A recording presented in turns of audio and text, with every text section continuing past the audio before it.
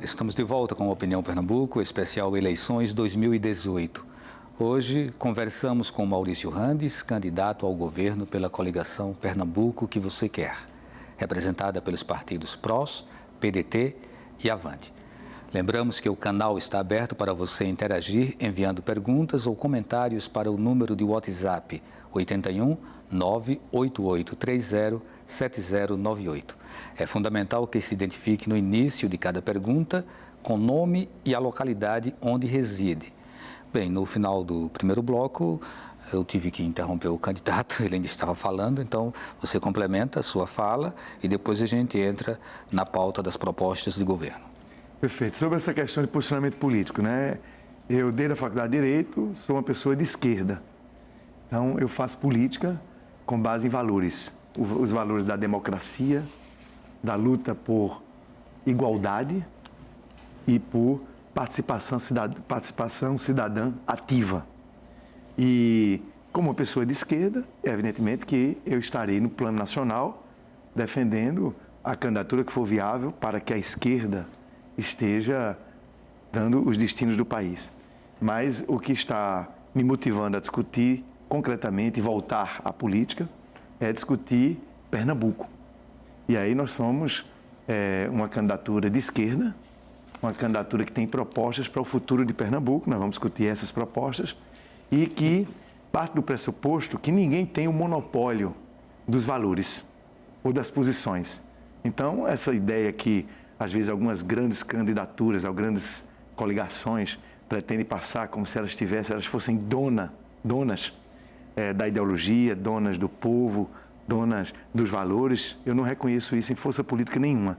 Até porque o quadro partidário brasileiro ficou muito disfuncional, ficou muito separado dos interesses e da vida comum das pessoas. Então, você tem burocracias partidárias que muitas vezes fazem coligações esdrúxulas, fazem processo até de intervenção em candidaturas de outros partidos. Esses mecanismos autoritários, com eles eu não compactuo. Certo, candidato. Então vamos entrar nessa pauta mais pernambucana, muito embora a gente nem sempre consiga dissociar as questões locais das questões nacionais. Vamos falar de economia e começar pela questão do emprego, que talvez seja mais interessante chamar mesmo de desemprego, né? A gente tem hoje um quadro no Brasil que gira em torno de 13 milhões e quando a gente chega em Pernambuco, segundo o IBGE, esse número chega a 710 mil. Mas há um dado curioso, é que 284 mil pessoas deixaram de pedir emprego, segundo o IBGE, né, nos últimos meses.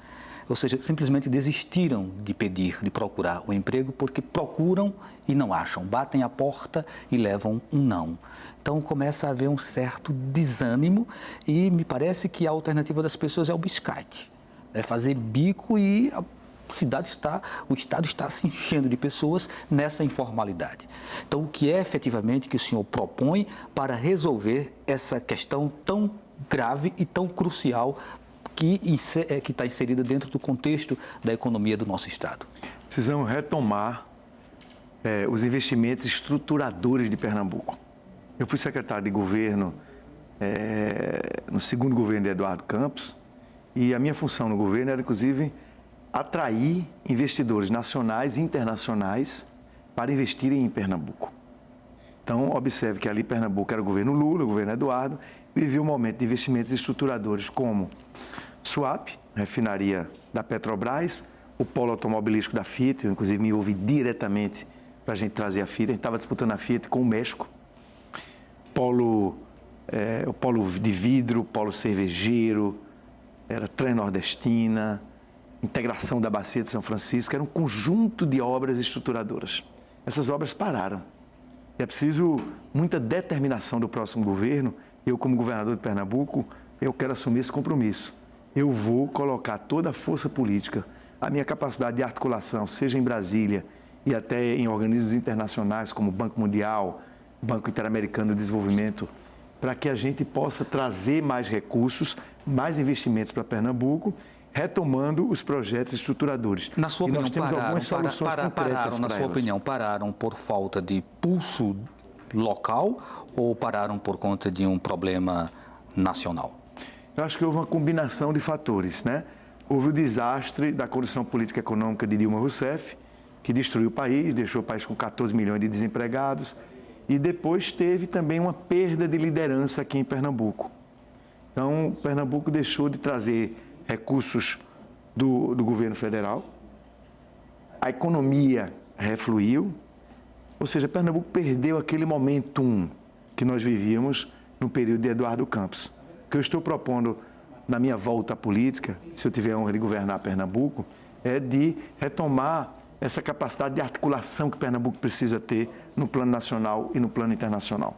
Pernambuco não pode crescer apenas com dinheiro azul e branco, mas é preciso também você fazer o dever de casa, você fazer os investimentos em infraestrutura e mudar o ambiente de negócios. Hoje, Pernambuco é um estado muito burocrático, por isso a nossa coligação, que é composta pelo PDT com Isabela de Roldão, candidata a vice-governadora, e os dois senadores, como você falou aí, Silvio Costa, atual deputado federal, e Lídia Brunes, que é uma jovem militante, mulher guerreira dos movimentos populares pela moradia, essa coligação ela tem um compromisso muito grande de criar uma energia política e cultural aqui em Pernambuco para termos um Pernambuco emancipado. Um Pernambuco emancipado da miséria, da desigualdade, da corrupção, da violência, mas também da falta de ambiente para investimentos. E é preciso ser também criativo. Vou dar um exemplo só. Por exemplo, o problema das rodovias. Você tem as empresas de Pernambuco, as construtoras, precisando de obras. Você tem Pernambuco inteiro precisando de mais estradas e mais bem mantidas. E você tem os trabalhadores pernambucanos, como você falou aí, 700 mil desempregados, 200 mil já desencantados, os pernambucanos precisando de emprego. Então eu tenho solução para isso. Nós vamos criar um outro modelo para construir rodovias em Pernambuco. Para valorizar as pequenas e médias empresas, nós vamos criar um modelo em que serão licitados lotes das estradas, 20, 30, 40 quilômetros. Mas não é fazer uma licitação apenas para que a empresa construa e depois, 5 anos depois, a estrada está destruída e tem que fazer nova licitação, novo investimento. Isso com Qual é o modelo? Não, o que eu estou falando é como você ter um modelo de investimento. Qual é o modelo de investimento? A licitação é feita para a construção e a manutenção durante 20 anos daquele trecho. Então, você vai dar oportunidade às empresas pernambucanas, elas vão construir com mais cuidado, porque depois elas vão manter, e elas vão conseguir o financiamento. Por quê? Porque elas sabem que vão ter já de antemão a contratação pelo Estado dos seus serviços de manutenção e reparação da rodovia.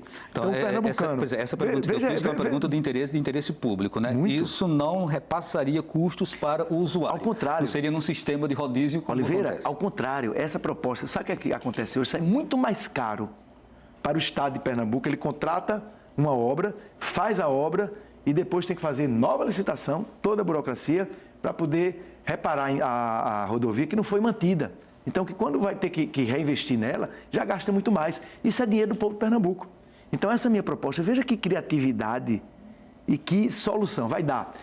Obras para as construtoras de Pernambuco, emprego para os trabalhadores pernambucanos e estradas construídas e mantidas durante um arco de tempo até 20 anos, com muito mais qualidade. Então, vai economizar para o erário. Isso é só um exemplo do que eu vou fazer. A outra coisa é usar mais PPPs, parcerias público e privadas. Algumas aí não deram certo, porque empresas quebraram, se envolveram na Lava Jato. Mas nós vamos fazer PPPs com critérios mais rígidos de idoneidade econômica, financeira e técnica das empresas, para poder você ter dinheiro privado. Quer ver uma solução, por exemplo, para a Suape? A refinaria da Petrobras em Suape, foi a grande conquista daquele momento estruturador que eu falei. A refinaria da Petrobras foi construída para 220 mil barris de petróleo dia de produção. Ela hoje produz 100 mil barris dia. A Petrobras está em busca de um co-investidor e não encontra por causa da burocracia, da falta de ambiência para o negócio. Qual é a minha proposta? Nós podemos usar o Porto de Suape, a empresa Suape, que tem ativos do Porto e que esses ativos podem ser dados em garantia para captar financiamento externo e completar a obra da Petrobras e Pernambuco receber os tributos e os pernambucanos e até outros brasileiros terem os empregos numa refinaria da Petrobras operando a plenos pulmões. Certo. Então, são soluções como essas que eu vou trazer para retomar o desenvolvimento de Pernambuco e para trazer emprego para você, telespectador da TVU? Nós sabemos que esse é um tópico de alta relevância, mas tem outros tópicos também tão importantes quanto, como, por exemplo, o da segurança pública, o da educação, o da saúde, né? E aí vamos trazer um pouco a questão da segurança pública. E aí Pernambuco tem aparecido para o Brasil inteiro como sendo um dos estados com um dos maiores índices de violência. Né? Mesmo que esse ano a gente termine aí com 4.000 assassinatos, considerando que em junho já tinha passado de 2.000. 2015. Né? Então, que é um número muito alto. Se a gente for fazer um comparativo com 2017, qualquer comparativo com 2017 é um comparativo muito ruim, porque 2017 foi um ano atípico.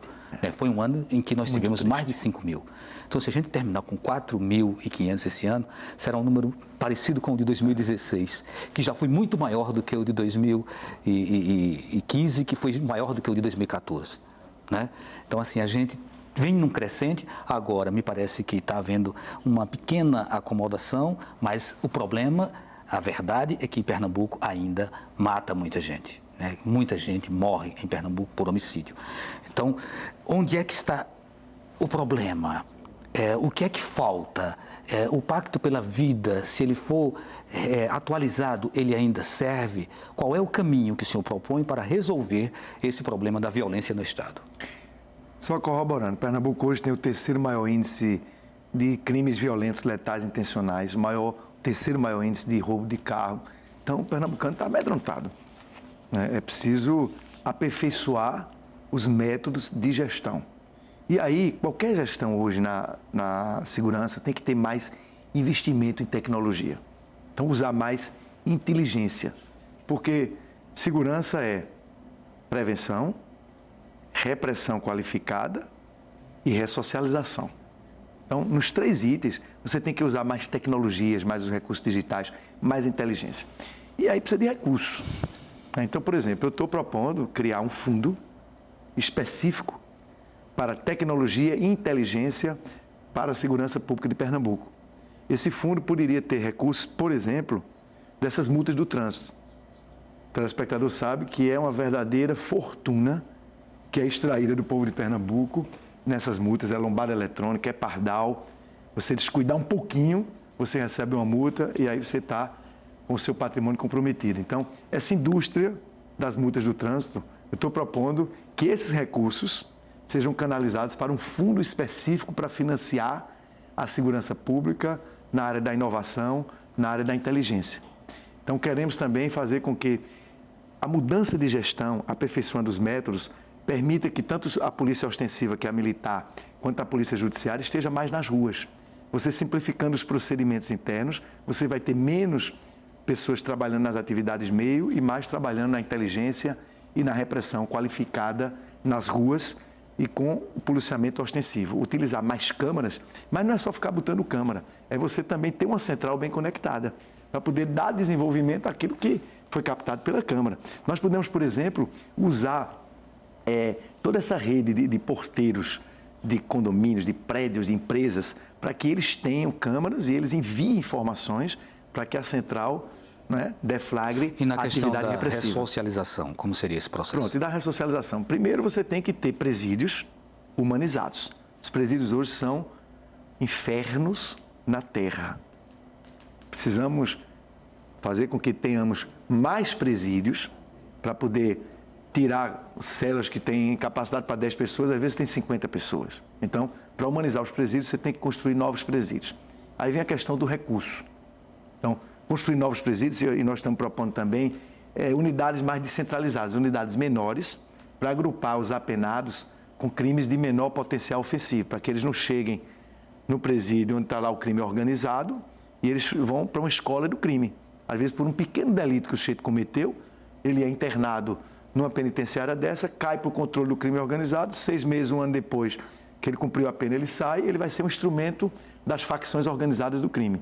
Então, nós estamos com 2 propostas. Uma é construir mais presídios através de parcerias público-privadas, para ter investimento privado, porque o dinheiro do orçamento não é suficiente, e também fazer unidades descentralizadas para colocar os apenados com crimes de menor potencial ofensivo. Vamos a mais um intervalo e daqui a pouco a gente volta entrevistando o candidato ao governo, Maurício Randes.